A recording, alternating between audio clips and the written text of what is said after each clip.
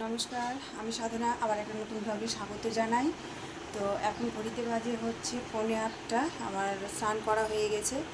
আর গতকালকে না ফুল আনতে ভুলে গেছি, পূজা করতে বসেছি, ঠাকুরকে যে পুষ্পাঞ্জলি দেবো ফুল নাই। তো এখন ছেলেটাকে পাঠালাম ফুল আনতে।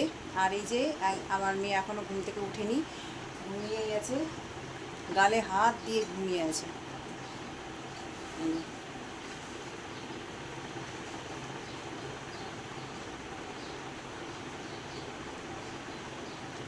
পুজো করার পরে ওকে ঘুম থেকে তুলবো। প্রত্যেকটা দিনই এখন মহারানী হয়ে গেছে, প্রত্যেকটা দিনই 8টা 7:30 না বাজলে ঘুম থেকে ওঠে না।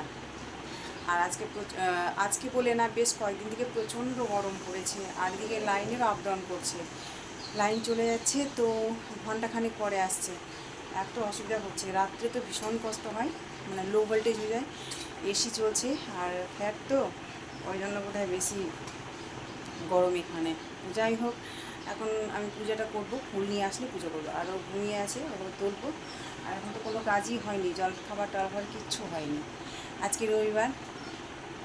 তো চলুন ফুল নিয়ে আসুক, পুজোটা করে নিন। সারাদিন 11টা বাজে ঘড়িতে, এখন তো পড়া হয়নি। বই নিয়ে কেন পড়ে দেখিস? তাড়াতাড়ি করে পড়ে, তাড়াতাড়ি করে পড়ে উঠতে হয় না?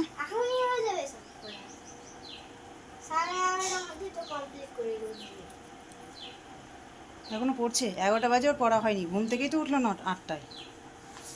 ঘড়িতে এখন বাজে পুরোপুরি 11টা, মিঠির তো পড়া হয়নি, সে তো দেখালাম।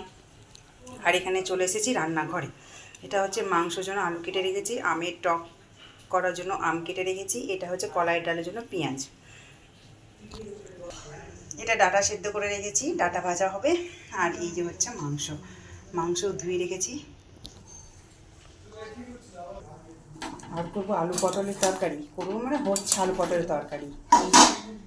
আলু পটলের তরকারিটা আগে করে নেওয়া হলো, কারণ সকালবেলা পরোটা করেছিল তো, একটু পরোটা দিয়ে খাবে, সেই জন্য আলু পটলের তরকারি হবে, কলাইয়ের ডাল হবে, আমের টক হবে, মাংস হবে, ডাঁটা সর্ষে বাটা হবে। তো এই রান্না হবে। তোমার রান্না বান্না কমপ্লিট। এই যে এটা হচ্ছে কলাইয়ের ডাল, আর এখানে আছে চিকেন, লাল লাল ঝোল। ঝোল খুব একটা না, তো যাই হোক ঝোলই, লাল লাল ঝোল, আলু পটলের তরকারি, আমের চাটনি। আর এটা হচ্ছে ডাঁটার সর্ষে বাটা ভাজা। তো আমাকে ডাঁটা খেতে খুব ভালো লাগে। ডাঁটা, সজনে ডাঁটা সর্ষে বাটা দিয়ে করলে, আর একটু হালকা করে চিনি দিলে, আর তার উপর একটু যদি লেবু ছড়িয়ে মানে চিপে দেওয়া যায়, দারুণ লাগে খেতে। আপনারা খেয়ে দেখবেন, বেশ কিন্তু ভালো লাগবে।